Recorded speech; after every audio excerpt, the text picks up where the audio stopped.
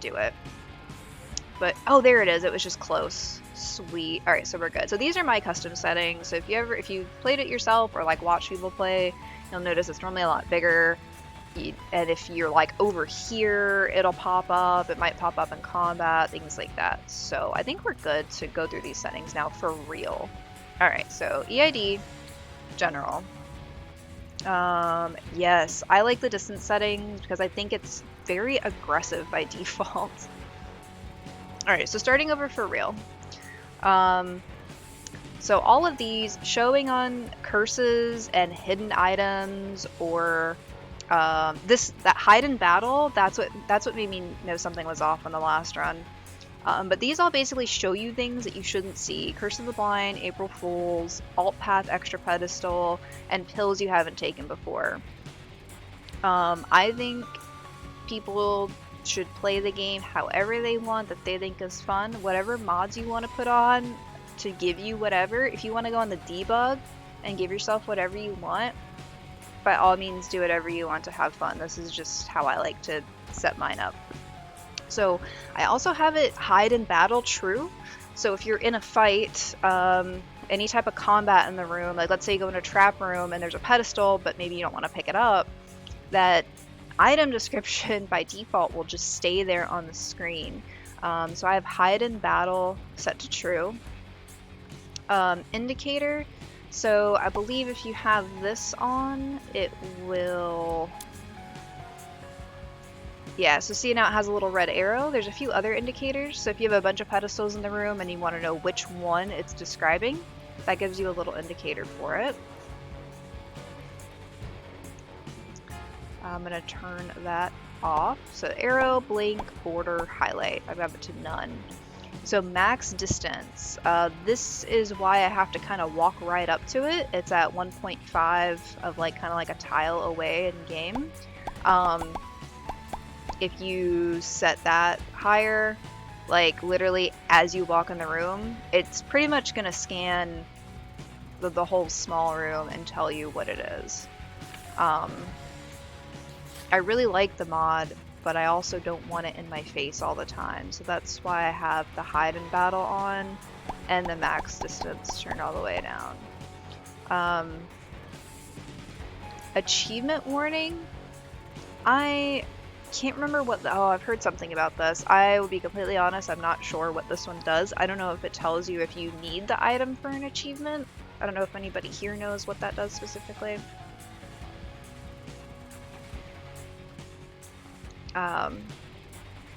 But I have it enabled. If I've picked up a lot of stuff, I may not have actually seen what that does. We'll keep an eye out next time I get a new item. Okay, so collectible info. These are item pedestals. Trinket info for trinkets. Card and pill. So pill info true is only for pills you've identified unless you turn on this feature as well. So these are ones I initially disagreed with being on the ground, and I kind of caved and was like, okay, it does save you a little bit of time. But it's really convenient if you have a lot of stuff in the ground or you're backtracking and you want to know what you have. Sac room I turned off. I'm at the point where I don't really need the sac room info, but if you're getting used to what those payouts are for the sac room, or need to know like how many more steps you have to get an item pedestal or get your second angel or whatever it may be, you set this to true and it'll show you when you go up to the spikes in the sac room what it's going to do or the chance of what it has to do. Dice room info, so dice rooms already have clues on them to tell you what they do, whether it rerolls pedestals or your build or consumables, and it also has the indicator of a map. So if there's a map on there, it does the whole floor. If there's no map, it's just what's in the room. And then there's a picture of like the dice items from the game, like the D4, D100, that give you hints to what it does. So I have that turned off, but that can be helpful as well. Spin down dice, so if you're holding spin down dice, then it will tell you what the next 3 items are in the sequence to spin down to. dice room and oh, really? So if you turn the dice room ones on, it's kind of too late by the time you get to it. So if you want to have, from what CJMs is saying, if you want to have the dice room info on, you probably want to have this distance set up to what, probably at least 4 or 5, maybe higher, because otherwise by the time you get the info, you've already stepped on the dice and caused it to trigger. That's good info. I don't have that one on, so I wouldn't have known that.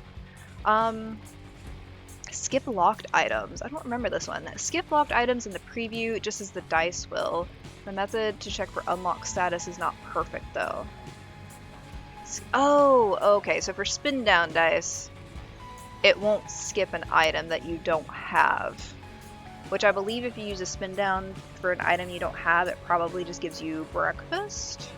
It happened to you last night. Yeah. Maybe turn that distance up, but yeah, so show again when having yeah, so this also, I have it to where if the item is behind a rock or a lock or I don't have access to it, so I don't have flight, and I'm unable to actually go to the thing, whether it be a pedestal or a card or pill or whatever, I have it set to false. Because this is one that I just disagree with because I hesitate to call anything cheating because I really think whatever, people all play the game differently. I don't like having that information because then that, you know, it's up to me if I want to take the risk to use a bomb to get to the card to see what it is.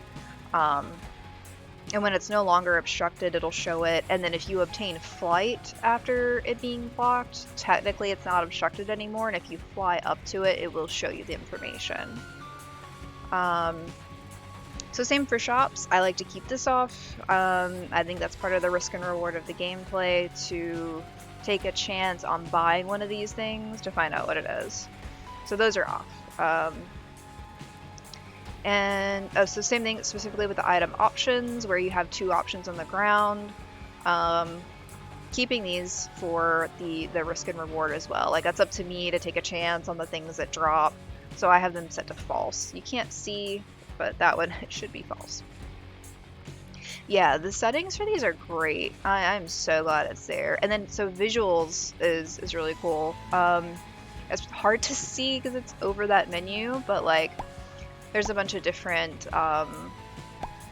font options. So the defaults, the inverted, that's kind of a little bit easier to read. Text size, you can have it this big if you want. If you really want to. I have it on the smallest setting. Inverted 0.5. Yeah, I like the inverted actually. I kind of want to change to that. I'm digging it right now. But you can, you know, of course, do whatever's easier on your eyes. Transparency, of course. That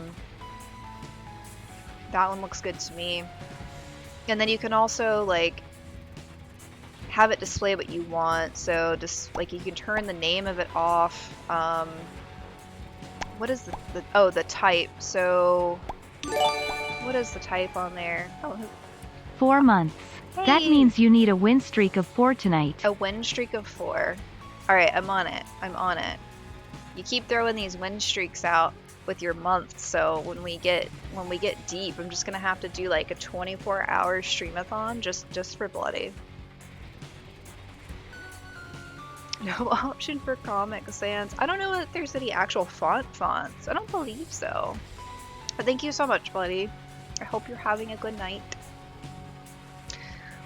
We are going through a rundown of all the options for item description mod, because I think they're undervalued and underused, and Fish wanted to know about it, so I was like, I'll just show it on here for everybody. Oh, it's one of those late nights. Yay. Well, hopefully we can keep you company through, and hopefully no issues with the patch. Let's see. So what was the type? I think it's like the quality or something. What? Oh, no. It's I I think like if it's an active item or not. So I believe that's like a little battery with a 4 on it. Like it's active or passive. The icon of the item, so you can put that there too. I leave it off because, I mean, you're looking at the item. If you have a lot of items in the room and you want to know which one it's talking about, that could be useful, but I keep that off. Damn kombucha. Transformation name, so if it's part of a transformation, you'll have it in there. Underneath. Transformation icon, so like it'll have like a little picture of Guppy next to where it says Guppy transformation.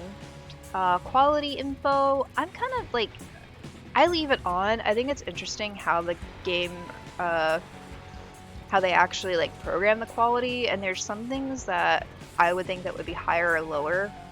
It's not technically that useful in my opinion, but it's interesting. And then the object ID. Object ID is like, where does it even say? It doesn't even show up on the preview. That would be good for spin down, I guess, but otherwise, I'm not sure why you would want the object ID. Okay, so crafting. When I play Tainted Cane, I just kind of pick up whatever's on the ground and play full random. But if you wanted it, I don't even, yeah, it doesn't even show it in the preview. You can have it basically pop up some recipes for you based on what you're picking up. I don't, like I said, I don't really use it, but you can have it show you some things like on the screen as suggestions for like what recipes you're close to or what options you have available to build with the bag of crafting. Let's see. Oh, I didn't mean to go completely out of it like that. Alright, so mouse. Never mess with mouse. I'm gonna skip that. Since it's in early development, I don't know if that was there before when I customized, but it's not something that I use because I use controller anyway.